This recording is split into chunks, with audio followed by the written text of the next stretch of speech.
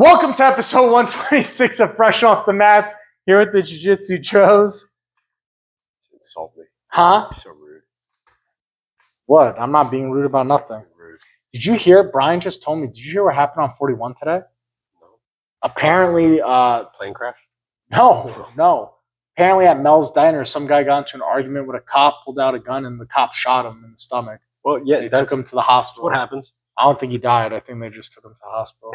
But apparently traffic on 41's a nightmare. Good thing I took Metro to get here. Oh, like just now? This was recent, like a couple hours ago. Oh, I'm done driving today, so I'm good. Mm-hmm. So, And I had to take Michael G coming back. I had to take Alico and I go down Michael G. So yeah. But that's wild, man. We're getting crazy out here with their pew-pews. Well, did he know he was a cop? Like he was a dressed uniform cop? Yeah. From what Brian heard, this happened just a couple hours ago. Some guy at Mel's Diner on 41. I would get it if it was like cop. if I could get it if it was like an undercover, but if this dude was in uniform, you're like, it's like what do you think he's going to fucking There was some happen? dispute, and who knows? I'm sure we'll get the details Over later. Mel's Diner. At Mel's Diner, yeah. I wonder if he was arguing with someone else and then he probably got into it with the cop. Probably could have been that. You know, so the bad thing where I think people misunderstand police officers, it's the same thing as like the misunderstanding of the military, of like people not being in their shoes and then people seeing like the stupid videos on social media, like cops making mistakes, not knowing how to get to their gear and all that, like the stupid stuff happening. Yeah. So people have this dumb conception where a majority of cops are like that. Everyone loves to say, oh, majority of cops suck. That's not true. Majority of cops train. They take their training seriously. A lot of them like their jobs. They do it for the good reasons, but they train. Yeah. And then there's the shitty ones. There's always the percentage of shitty guys in their job. But the thing is, the percentage of shitty cops is probably 1%. But that's Out of all of them. But you hear about them the most. These people are starting to have this conception that they can challenge cops because it's not a viral video if they videotape a cop doing his fucking job the right way. That's not a viral video to videotape a cop doing all the proper things, giving you a ticket. That's actually, have you seen that? There is a guy who does that. He's a TikTok. He's on TikTok. He's a state trooper, I want to say.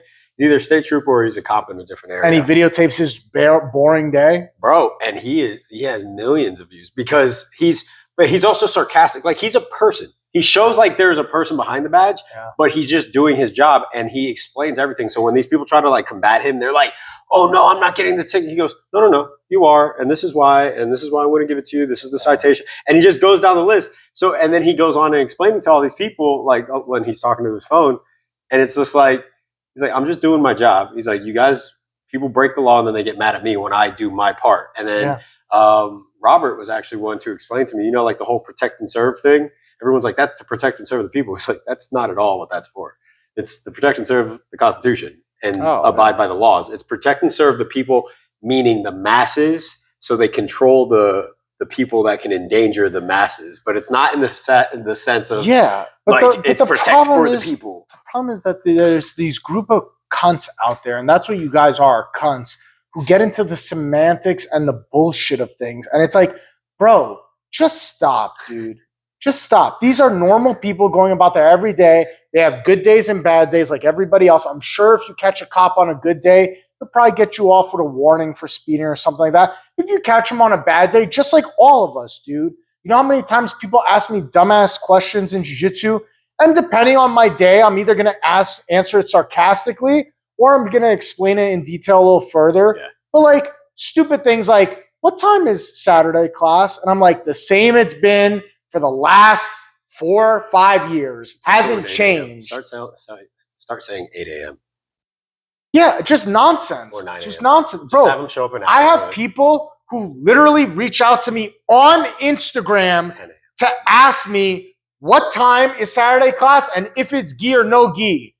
They follow the gym's page, but instead of just clicking on the gym's page to verify for themselves, they're texting me or calling me. It takes more work to have to go through you because now you're going to wait for a response and everything when it's literally you can just go on the page. Just go on the page. It's right there. It's literally right there. When I was gone for those 2 weeks, when I came back, I checked the page. Bro. It was the first thing I did. I was like, and people are always like, oh, it's your business. All you got to do is respond. I'm like, yeah, if I respond to all 20 people who do this, it takes a half an hour out of my day. I don't like when people say that. Bro, I'm sorry. You got to have a mind for yourself. But no, because again, like just like that, also like the clientele you want. Yeah. I don't like me as a not even as the a clientele I want. If I spend 2 minutes answering your texts about over things 20 that are people, that's an online, hour out of your day. that's a lot of people. Just to respond to tell you to go look at the thing and then here's the schedule. Like and people don't add that up. And that's the thing. It's your business. All minutes count. Everything you do counts. You have no idea, like that, bro. and that's Today was crazy from the time I left day class to like literally just got here 2 minutes before you did. It's just been a wild afternoon of a busy fucking afternoon. And bro, people don't have respect for that. They think just because you own a business, that's it. You're free. You're free all day long. Just because your classes are in the afternoon or at night, you're not busy during the day. There's nothing else that happens. Yeah, okay. There's no emails you have to respond to. Oh there's God, no we just had the beginning of the month. Yeah, bro. You know what it's like to deal with 15 declined people that you're chasing payments and bro, come on, you got to put your card on file. And this is, I know we're the worst business guys in the world that we always say this, still business. But also like it's not fair to the people that do pay when people skip out on like their monthly dues or like they miss payments and things like that. Like, and I get it. Things happen. Your card gets declined. You get a brand new card. You forget to update your thing. I understand all that, but all this stuff takes time. All this stuff is I don't understand that because I've had the same card for years. Yeah, but you know what happens? You know what happens? They have auto pay. So they forget what's connected to that card. They don't think about like, you know what I mean? Oh, my gym membership's connected to that card. That's what I mean. Yeah. How many times do people have to switch a card? How many times? Like one budget. I don't know what to tell people. I don't like following that Caleb Hammer guy. I have one card. I literally have. I have my debit card. I have 3 credit cards and a debit card. 2 of the credit cards have like bullshit on them, like little things like I think my Netflix account, like shit that reoccurs, stupid shit. I have 1 credit card that I use every day, everywhere. I never use my debit card in public because they say you got to use your credit card in public because if fraud happens, it's easier to recover as opposed to your debit card. They could clean out everything. I'm good with that because Navy Fed is really good at that. I've told this story where Navy Fed called me because there was a charge on my account for Bass Pro. And they called me. I would never have noticed the charge. It just came out of my account, and they called me and froze my account. That's when they gave me a new card because they were like, "You've never shopped here before. You've never had that charge on your account before," and they froze my account. And I was like, "Oh, you guys are really looking out. That's crazy to just base it off of that." But it was a debit card. Luckily, they were like, "Since you've never made that charge," they were like, "Was it you?" And I was like, "No, it wasn't." And I was like, "Where was it anyway?" And it was in Florida. I was like, well, I was in Florida like 10 days ago is when I was in the Marine Corps. Yeah. And I was like, that was like 10 days ago. And they were like, oh no, the charge happened yesterday. And I was like, oh yeah, it wasn't me then. So it was easy. And they gave the money back because it was easy to prove, but obviously lucky because most of the time Visas. So I have 3 cards. I have 2 debit cards. So one is like, I pay all my bills off. Like that's what I do. Yeah. And then the next one is like when I go out to eat with you guys, that's like my fun money. If I buy a video game or if I'm buying comes out of that one. Yeah. Or if like Mac and I's date nights, I put all the fun money onto that card. And then I have my credit card, which it's bullshit charges. Yeah. And I just do my everyday like gas, food. See, that's my everyday goes Mac on the credit card. And then at the end of the month, I just pay back whatever I charge. That's what Mac does. See, I only have 2 charges that do that. Yeah. I used to be very bad with credit cards where I would like max them out like an idiot. So it took me years to pay that off. And I mean, you know, like when people were like, oh, hardships really teach you good lessons. Like that taught me how to handle my finances. Like, because right once I was like in the hole, dude, I was paying, I think it was like the highest I had to pay one month or a few months. It was before I refinanced it. It was like $850 a month. Bro, I was losing $850 a month because I was an idiot. Yeah. And so, but that taught me where I was like, I'm never going to have that happen again. So now, like, I have credit cards, I can pay it off. Like, that's whatever. The only credit card I have on it that I have right now that has like debt on it. I have one credit card that has $10,500 Is that a used business on card? it. I'm assuming. No, well, so when I bought the property in Tennessee, I was short a little bit, so I had purchased. I did a balance transfer for the credit On a credit card. So I took out the balance transfer for it and I used that to pay off the difference or whatever that I owed to be a part of the deal. So that's the last one I have to pay off, which is whatever. I pay it and it just knocks it down. I should be done with it pretty soon. But bro, let me tell you, when I see like that interest charge every month, because they give you 12 months to pay it off interest free. Yeah. Obviously I couldn't pay off what I put on there in 12 months. I paid off Can't half. you just do another transfer? I guess I could do from Yeah. another card and balance transfer that way, Mhm. but I'm like, I fuck it, I just- played that game. yeah. I got really good at playing that game. That's how I know. Like you can. I know you can. Oh yeah, And I but you played also that have to game a give. lot. You also have to be offered balance transfers too. You can't. You Yeah. don't just automatically No, get yeah, them. Like you know. my other credit card would have to offer me a balance transfer, and then me use So that again- for that. But you know what? I bet you they probably have. But every time I get those promotional things in the mail, You just throw it out, I rip yeah. them up. I don't even read them. Yeah.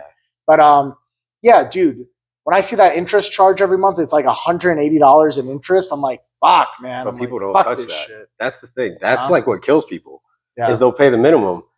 No, you And cannot it's pay like, the no, minimum. like the minimum is your principal. It's not including your interest. You have Yeah. to find out your interest charge per month and then fucking pay more. But that's an example of debt that was worth it. Yeah. I had to put Because like that's a debt that's also paying you, and I'm sure that debt is 'Cause also with- what's paying without off that- that card. yeah, without that money, I couldn't have gotten into that deal with the Tennessee deal. So I'm gonna lose out of being a part of a 46 unit and getting rental income just because I was short. I think it was like 18K. Yeah.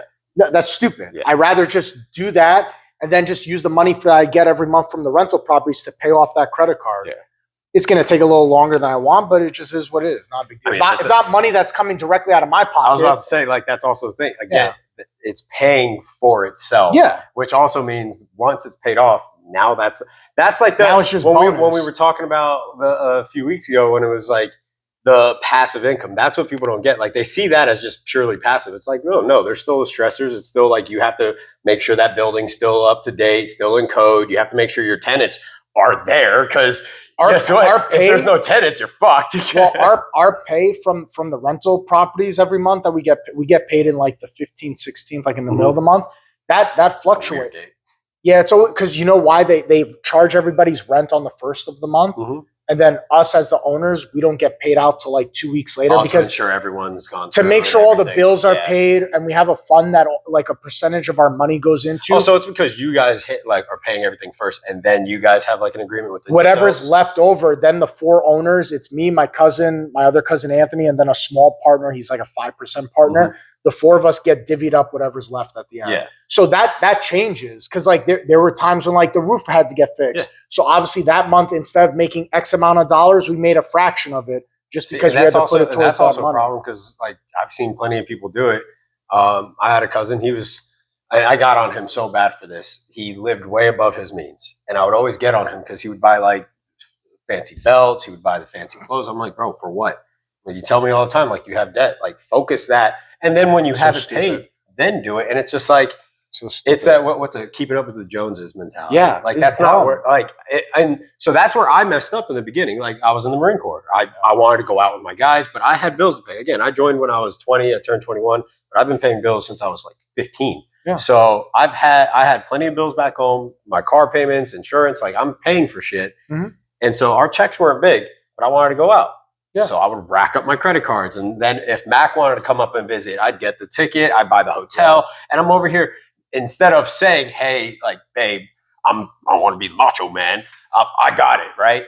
I'm making $750 a month, right? I don't got it, but I'm over here getting it, and it's just like I was racking up shit because instead of wanting to keep up with the Joneses, I would pay for everything. It's like, no, that was stupid. And then going out all the time was stupid. I could have just handled my finances 1 or 2 years later of not going out all the time. Obviously, like still get a break, but. Yeah.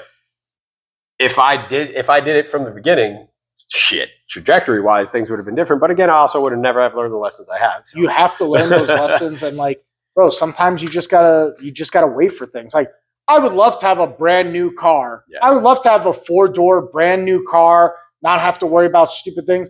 But I'm like, I could squeeze another 8 months to a year out of this car, and that sets me up for a better time down the road. If I do it now, bro, then I can't hit that debt as quickly and all this stuff.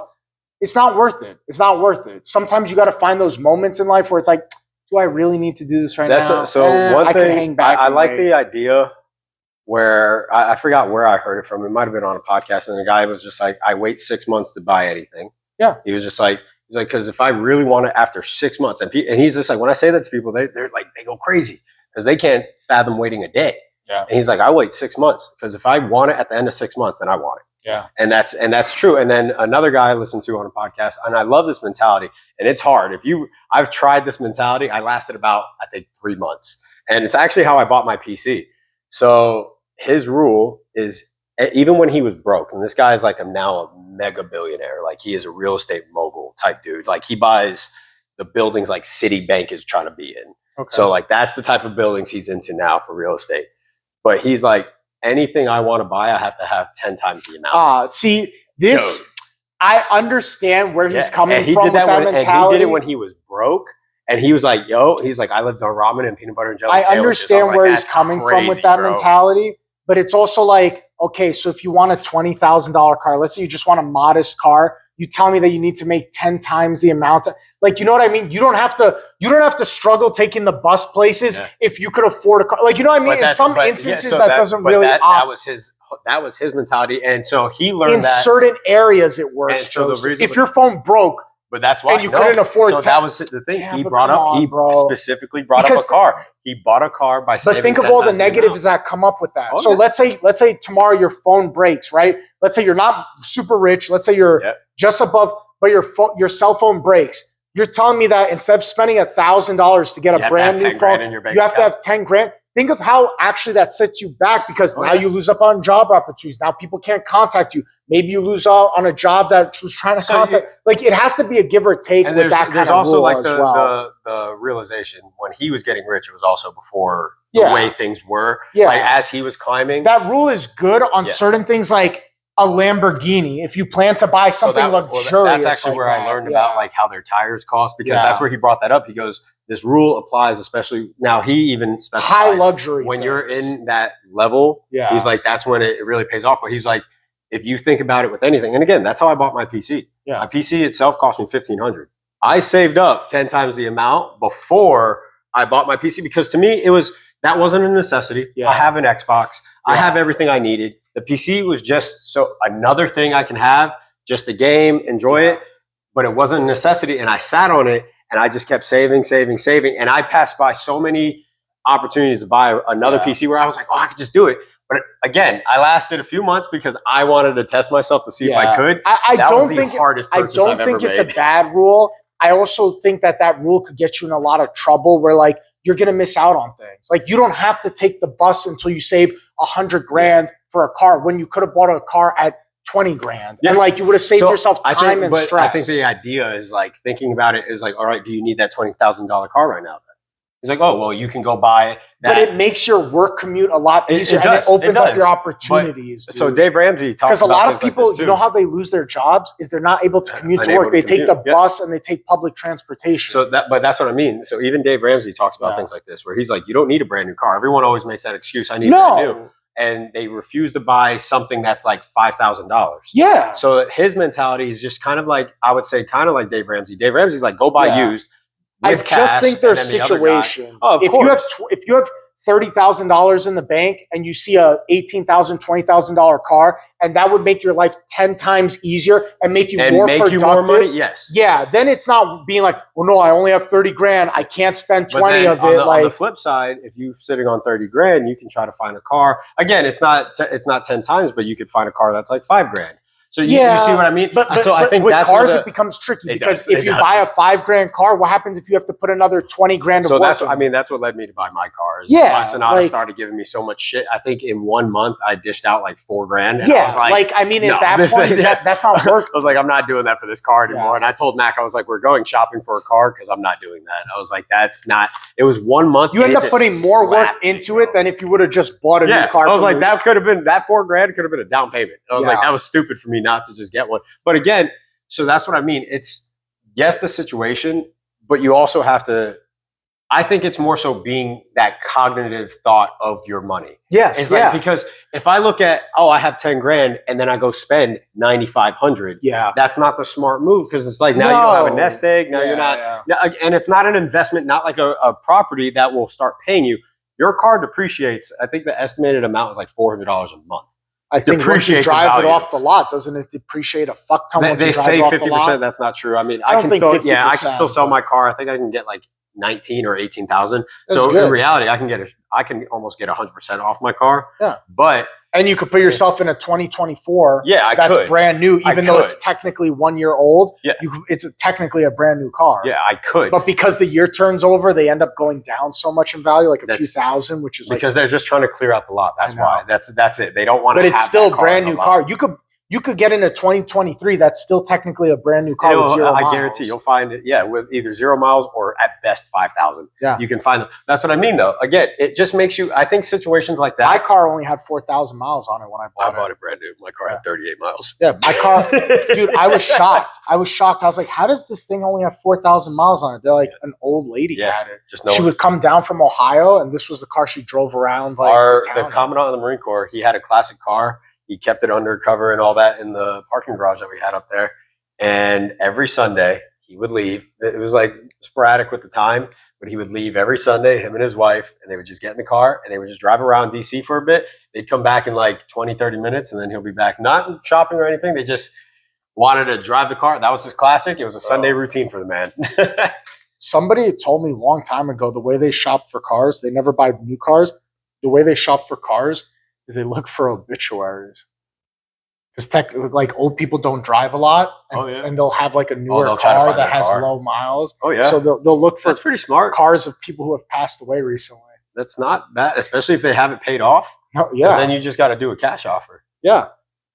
Fucking- That is, I mean, Low miles. It's not a lot of It's abuse. grimy to kind of do that. Like It's- you're coffin shopping, man. It's a little crazy, but Yeah, I but get it. you're getting a car with low miles, a Yeah. car that's not No, abused. I often. 100% Yeah. understand it. It makes so much sense. Plus, you It's know just how that you know how feeling many of like, families oh are. man, you're coffin hunting. But you know how many families are just trying to unload all their passed away relatives' and then not only stuff? that, I mean, like they don't want to deal with a 2024 paying Camry. for the funeral in itself. Yeah. If someone came in and was like, "Hey, I got $7,000 right here," like, Yeah. that $7,000, it could be a massive help to pay things off that they Yeah. might have to deal with, or like closing costs on selling a home or something like that. Like that's something they might have to pay for because they're going to close on their house, or legal fees for handling anything. I don't know. I've dealt with death in the family, but not as an adult, so I have no clue how to really deal with death at all. Bro, it's Yeah, that's the thing. Like I was talking to Mac, we were talking about it a while ago. I was like, if my mom dies, that's gonna suck. Because I was like, Bro, obviously, like just because my mom died, but I was like, I've never had to deal with an the adult. process of Yeah, how to because bury the someone. last person we had was my Aunt Nancy. I wasn't here. I was in DC, and then before that was like my Aunt Liz, and then a great grandmother. Bro, They passed when I was gone, and then my great grandmother when I was a kid. the So- biggest advice I could give you and the people out there: do not listen to a word those motherfuckers say at the funeral home. do not. They are vultures. They are there to scam you. They are there to take every dollar you want. Let me tell you something. When We're all doing When- cremation. at some point Yeah. your mom is going to pass. Yeah. This is just a part of life. When that happens, I don't know if she has plans to be buried or She was cremated. cremated. Cremated? Perfect. Even better. My mom wanted to be cremated too. You do not fall for the funeral home where they say, oh, look, we have this cherry wood oak casket that she could lay in. Why they Blah, offer a casket? Bro, because there's a viewing, there's a wake. So they're like, don't you want your mom to be represented? And then the best part is they tell, my dad was with, luckily we had our dad with us. So it was me, my sister, my dad. I'll never forget. They said something about the linen that she's laying in. And my dad goes, she's fucking dead. It doesn't matter. What does it matter if Put she's her in a comfortable wood- or you can not? Put her in a wooden box. And that's what my dad said. He talked to me and my sister. He's like, guys, we're not going to spend $20,000 on a cherry $20,000. on a cherry oak casket. $20,000. No, some of those caskets get expensive, especially if they have like platinum handles or gold handle or silver It goes handle, in the ground. bro. So they're trying to talk us up for the wake of what kind of box to display her in. And I never want to hear my someone tell me dad something goes- I do is expensive. bro, my dad goes, we're just going to get the cheapest one. I said, yeah, that works. And let me tell you something. No, but you wouldn't notice the difference because the cheapest thing that you have for the wake, the cheapest like coffin they put them in on display, it's just a regular coffin. It's not like a fucking pine box with like So pressed it's wood. still like a decent It's coffin. and nobody is there to give a fuck about, oh, look, they got her the cherry oak. Nobody's thinking that. Let someone No, ever try bro, to bring that I up. was thinking that. Imagine that, bro. If someone came to the wedding and be like, Cars, you really went with this cars. box? Cards is another one they get you on. Cards. So when you set up a wake for somebody that's passed away, they do the card with like their name on it, their birthday to their death date, and then they ask you for like what passages you want, like little description things from like Bible or stuff like that. And they give you these like icon cards, like the icons on one side, and then on the other side is a photo of the person with the dates and a little like proverb or some shit. Those cards could get expensive as well. They have their base set ones. They have laminated ones. They have all this. Bro, fuck that. Like $2,000 you could spend on cards. Let me tell you something. $2,000 on cards. On the fucking laminated cards. Let me tell you something. I have all my mom's cards because all the people that come to visit, some people take them. Oh, I'm going to take this first. But a majority of them stay in a fucking box that they give to you at the end. So now I have all these stacks of cards with like my mom's name, her birthday. And I'm like, what do I do with these? I feel weird throwing them away. Just threw it out. And I'm like, they're literally just sitting in my room. It's just my mom's fucking death cards or whatever. And it's, bro, they will try to rip you. Flower display. Don't do it because all the people that knew your mom, they're going to send flower displays, but they're going to try to upcharge you thousands of dollars to display of flowers around. We're going to cremation. We're going to go to her house. We're going to do that. What do they call it? Celebration of life. Yes, do that. Yeah. Do that. That's what I want. Don't hold a wake for me with they charging people an arm and leg. We're going to bring your body the fuck out of here, bro. And everyone's going to get a turn to finally go to tap you. But you may not tap, but you're going to be. You know how much it costs for my mom? You know how much it costs to hold a wake for like, I think we did a 2-day wake for my mom, like 2 sessions. The cost right now, I'm going to just throw out $50K because I don't. Oh, no, not that, bro. We did it. $2,000 for cards. No, we didn't. We didn't buy the expensive ones. Me, and my dad and my sister, we talked about like, we're not going to do this. So my mom would have never wanted that. $10,000. I think it was like 8. Damn, dude, that's crazy. Something close to that. Yeah, it was fucking nuts, man. Fucking nuts. I don't know who that is. Someone's trying to walk in here. I don't care. I don't care. That's it. We're good. Yeah. We'll see you guys next week for episode 127 of Fresh Off the Mats. Yeah. 127. Oh, man. Stay calm. Kiss your mom.